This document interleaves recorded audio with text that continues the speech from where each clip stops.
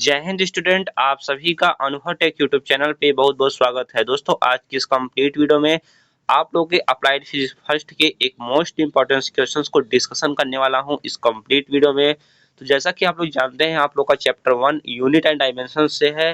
तो unit and dimension से 5 marks में 2 से 3 क्वेश्चंस हर साल आपके प्रीवियस ईयर में पूछे गए हैं। और वो कौन-कौन से क्वेश्चंस पूछे आते हैं आपके एग्जाम में, अर्थात आपके सेमेस्टर एग्जाम में। तो जो पहला आपका इंपॉर्टेंट क्वेश्चंस बन जाता है वो बनता है विमीय समीकरण क्या है। ये चैप्टर 1 से मैं बता रहा हूँ कि आपके कौन-कौन से इंपॉर्टेंट क्वेश्चंस बन जाते हैं।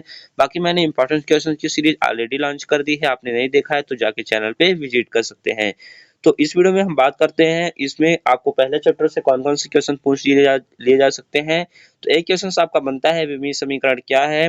विमीय समांगता के सिद्धांत का उल्लेख कीजिए। जब भी ये क्वेश्चन आता है 5 मार्क्स में कम का नहीं आता, अर्थात 5 मार्क्स का ही आता है आपके एग्जाम में। बाकी इस चैप्टर से मल्टीपल क्वेश्चंस भी बहुत ज्यादा 1 से 2 नंबर में पूछे जाते हैं। तो उन सब क्वेश्चंस को आप लोग अभी से प्रिपेयर करते रहिए, आपको सभी डायमेंशंस को अच्छे से लर्न कर लेना है।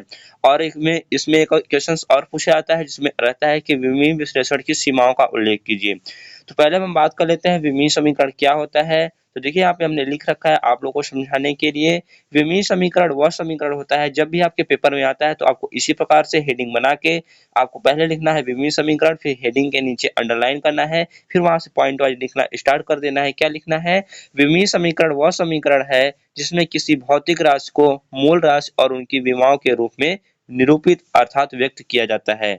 तो विमीय समीकरण क्या होता है दोस्तों? तो किसी भौतिक राशि को मूल राशियों और उन विमाओं के पदों में जिस समीकरण के माध्यम से व्यक्त किया जा सकता है वैसे समीकरण को विमीय समीकरण कहते हैं। अब विमीय समांगता का सिद्धांत क्या होता है, ये मोस्ट आपका टॉपिक हो जाता है, इसे मैंने इसीलिए हाईलाइटेड कर रखा है आप लोग के लिए। तो आप लोग यहाँ पे देख सकते हैं विमीय समांगता का सिद्धांत क्या होता है। तो किसी समीकरण के विमीय दृष्टि से सत्य होने के लिए समीकरण के दोनों ओर पद का विमीय सूत्र समान होना चाहिए। जैसे आपका कोई भी समीकरण है, जैसे आपका आपका मोशन का इक्वेशन होगा, जैसे यस बराबर, यहाँ पे एग्जांपल देखिए मैंने अच्छे से एक्सप्लेन भी किया है, s equal to u t plus half a t का स्क्वायर। तो यस का जैसा कि आप जानते हैं विमीय सूत्र एल होता है, यू टी का जब आप करेंगे तो एल टी की पावर -1 इंटू यू का आपका एल टी की पावर -1 हो जाएगा, इंटू टी है तो टी का कैपिटल टी होता है, प्लस में प्लस लिख लेंगे, 1.2 का कोई भी मान नहीं होगा, और ए जो आपका एसिलरेशन है उसका एल टी की पावर -2 होता है, इंटू टी का स्क्वायर है तो कैपिटल टी का स्क्वायर, जिसे विमीय सूत्र में आप लिख लेंगे। जब यहाँ पे दोनों पक्षों को ऐड करेंगे तो आपका जो आएगा यल इक्वल टू 2l आएगा। तो जैसे कि यहाँ पे देख सकते हैं 2 की तो कोई बीमा नहीं होती है, अर्थात जो आपका बाएं पक्ष की जो बीमा आई है समीकरण की वही बीमा आपके दाएं पक्ष में भी है। तो इस प्रकार से आप कह सकते हैं कि यह विमीय समांग है, अर्थात यह समीकरण जो है सत्य है। यदि दोनों पक्षों की बीमाएं समान नहीं आती हैं तो वो समीकरण क्या होता है? रॉन्ग माना जाता है।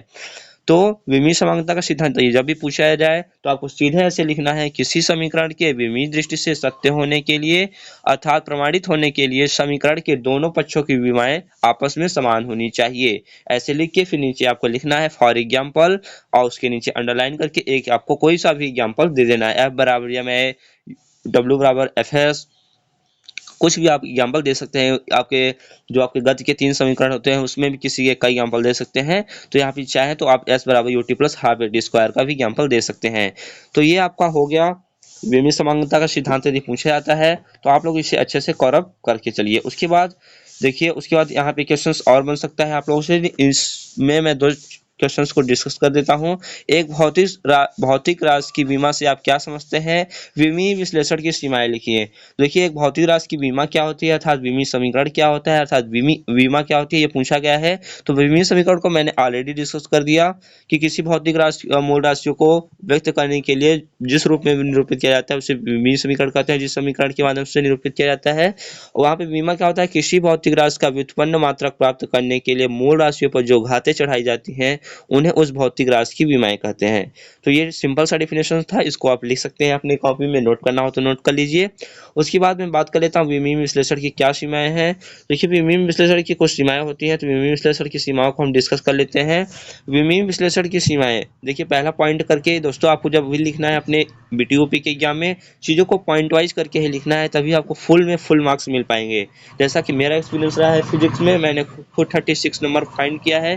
तो जहाँ तक मेरा एक्सपीरियंस कहता है कि आप यदि चीज़ों को पॉइंट वाइज और डायग्राम के थ्रू एक्सप्लेन करते हैं, एग्जाम्पल के थ्रू एक्सप्लेन करते हैं, इक्वेशन देते हैं। सभी क्वेश्चंस में जहाँ जहाँ पे नीड है इक्वेशंस की, डायग्राम की और पॉइंट वाइज लिखने की, उन सब चीज़ों को आप फॉलो करते हैं तो आप कहीं ना कहीं बेहतर स्कोर कर पाते हैं। उसके बाद यहाँ पे लिख देना होता है। टॉपिक पे आते हैं हम कि विमीय विश्लेषण की सीमाएं पूछा हुआ है, तो विमाहीन स्थिरांकों अर्थात कांस्टेंट के मान इस विधि द्वारा नहीं ज्ञात किए जा सकते। जितने भी कांस्टेंट की वैल्यूज होती हैं उनको विमीय विश्लेषण विधि द्वारा नहीं ज्ञात किया जा सकता।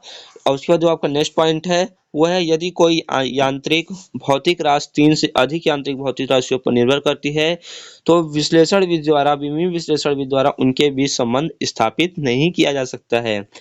तो और यदि आपका थर्ड नंबर आता है, इसी प्रकार से आपको 2 से 3 पॉइंट्स लिख देने ना आपके लिए सफिशिएंट रहता है।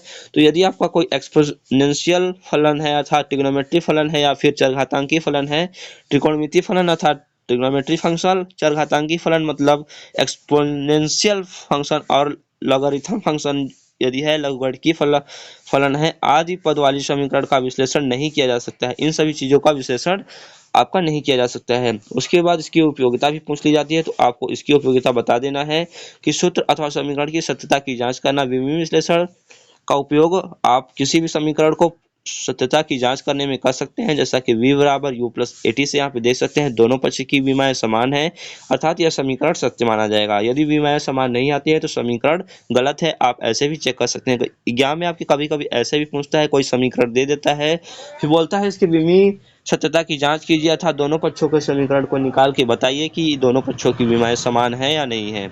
तो इन सब चीज़ों को आप लोग अच्छे से निकाल पाएंगे। उसके बाद विभिन्न मात्रक ज्ञात करना और मात्रकों का रूपांतरण करना, विभिन्न भौतिक राशि के बीच संबंध स्थापित करना, ये सब इसके एडवांटेज हैं। उसके बाद नेक्स्ट वीडियो में आप लोग यदि कमेंट करेंगे इसी प्रकार से वीडियोस लेने के लिए। बाकी आपने नोट्स को परचेज नहीं किया है तो आप 6307933763 पे कांटेक्ट करके सभी सब्जेक्ट की PDF की नोट्स प्राप्त कर सकते हैं। तो ऑनलाइन पेमेंट करके, व्हाट्सएप पे मैसेज करके, मैं नंबर फिर से बोले दिए रहा हूँ 6307933763 पे ऑनलाइन पेमेंट करके आप आसानी से सभी सब्जेक्ट के notes, previous year questions paper और इंपॉर्टेंट क्वेश्चंस की PDF प्राप्त कर सकते हैं। तो मिलता है नेक्स्ट वीडियो में नई जानकारी के साथ, तब तक के लिए जुड़े रहिए, तैयारी में लगे रहिए। Thanks to all.